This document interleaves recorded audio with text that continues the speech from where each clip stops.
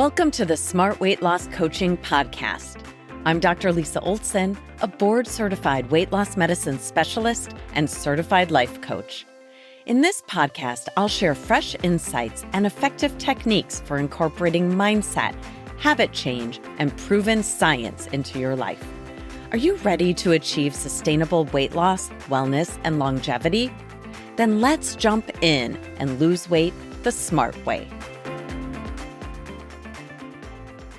Welcome back. Last week, we talked about one-time party food decisions that can impact our weight and health if we continue to repeat similar decisions over time. Today, we're going to completely change gears to talk about small changes we can make in our footwear and our homes to lose weight and live healthier longer. Recently, one of my friends and I went for a walk. I rang Christy's doorbell to pick her up and stepped inside her house while she finished getting ready. She stepped into her shoes and started telling me about what a marvelous find they were. She was wearing slip-on Skechers. Have you seen these? You don't have to tie or untie or latch or hook anything.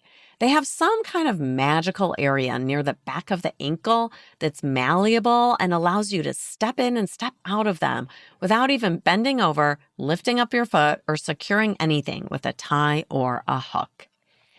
These shoes represent the kind of intermediate decision that may have a big impact on weight, health, and longevity because most of us wear our sneakers for months or possibly even years.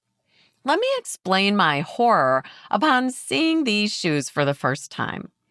It's not that I can't imagine a person who might need these shoes. Of course, there are people who do, and for them, it's great.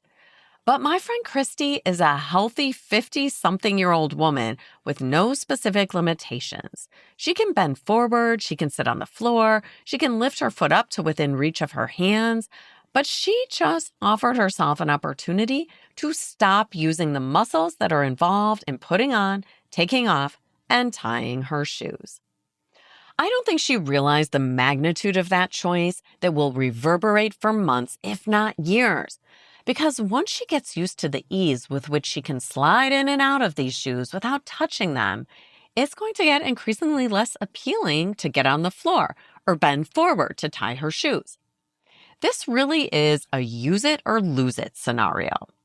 In my opinion, the same is true for housing. My husband and I are far from retirement, but we do talk about the kind of home we'd like to build for our last home. The one we'll live in after our kids launch and up to the time we are unable to live alone, if that ever happens. I'm not especially interested in a condo for us because I love to shovel the snow and mow the lawn, and I hope to keep doing those tasks as I age because they're both fun for me and an important way to get some movement.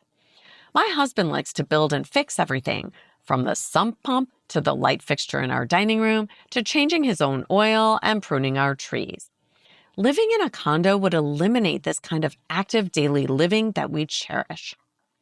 We also pictured ourselves in a modern one-story ranch home. But for me, that's changed recently. I had an aha moment when I heard someone mention that elderly people who continue to take the stairs tend to live longer, healthier than those who exist on one level, never walking up and down. You might be shocked at the data on stair climbing when an escalator or elevator is present. I know I was. I've read and mentioned here that only 2% of people will take the stairs when another option is present. So I went looking for more information about that for us. But before we jump into a discussion about stair walking and spread out ranch style versus tall 3-story houses, let's hear a quick word from our sponsor. Just kidding. It's still me, Dr. Lisa Olson, physician and founder of Smart Weight Loss Coaching. Someone recently asked me why she should join the program since she's already listening to the podcast. Here are my top 5 reasons. Number 1, you can meet my cat, the great Catsby, who likes to walk past the camera and interrupt me when I'm trying to be professional. Number 2, we make hard work fun, which occasionally includes talking about Zoom call fashion, which is essentially fashion from the waist up. Number 3, you'll actually learn way more about weight loss, longevity, and the science of our health because we dive deep inside the membership in a way we can't do in these short podcast episodes. Number 4 is that while passive listening is awesome, and I'm glad you're here doing it, nothing compares to engaging. In the membership, you're no longer passively listening, you're actively engaging and taking on challenges to transform your weight with the support of an entire community of like-minded women. And lastly, number 5, you'll love the membership because we're nice and we care about you, your weight, your health, and the way you talk to yourself about your habits. We'll be nice to you and we'll help you be nicer to yourself during your weight loss journey. And we're back. There was one study published in 2018 that evaluated the likelihood of people taking the stairs versus walking or standing on the escalator. This was assessed by a secret camera before and after signs were placed encouraging stair walking. This was done at a spot in the San Diego International Airport. It was on a staircase from the parking lot to a bridge with 34 steps and a small landing at the halfway point. Some people had no luggage or only something the size of a purse, and others had varying numbers of bags to carry, which was taken into consideration when determining if someone seemed able to take the stairs. The main takeaway was that stair use doubled from 3.6% to almost 7% when there was a written prompt about the benefits of taking the stairs. A similar study was published by Anderson and his team in the Journal of Physical Activity and Health. Researchers observed stair and escalator use in the lobby of the convention center at the American College of Sports Medicine annual meeting. Using an analytical model adjusted for age, sex, race, and time of day, the authors found that a prompt that said, "Be a role model, use the stairs," increased both stair use and escalator climbing, as opposed to standing on the escalator. But back to the topic at hand, which is why do we care if people are taking the stairs at home or at the airport? Well, there are many studies looking at stair climbing and longevity. A large meta-analysis looked at 9 studies with over 480,000 participants. The study population included both healthy people and those with a history of heart attack or stroke. Ages ranged from 35 to 84 years old, and 53% of the participants were women. Compared with not climbing stairs, stair climbing was associated with a lower risk of developing cardiovascular disease. Stair climbers also had a 24% reduced risk of dying from any cause and a 39% lower likelihood of dying from a heart attack or a stroke. I'll say that again because cardiovascular disease is the #1 cause of death in this country. If you take the stairs regularly, you'll have almost a 40% lower risk of death from a heart attack or stroke. So how much stair climbing is enough? In one study, climbing 6 to 10 flights a day was linked to a reduced risk of premature death. I can easily get that running up and down to do the laundry. Another study found climbing more than 5 flights a day lowered the risk of cardiovascular disease by 20%. Taking the stairs can also help build muscle as well as providing aerobic or cardio exercise because you raise your heart rate and work your muscles at the same time. So I don't know about you, but I'm going to do 3 things for myself based on their short, intermediate, and long-term impacts.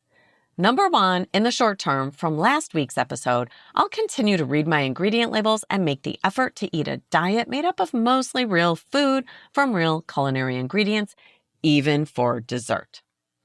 Number 2, in the intermediate term, I'm going to make decisions to buy shoes that are not slip-on Skechers. I like to take my shoes on and off, either standing on one foot or by getting down on the ground and reaching for my feet with my legs as straight as possible, which is not really all that straight, but I'm okay with trying and not being a perfectionist about it. And in the long term, number 3, I'm going to start dreaming about building a retirement home that is built up and not spread out. I'm part of the small sliver of the population that's willing to take the stairs, and I definitely recognize that use it or lose it concept at work. So I'm going to use it.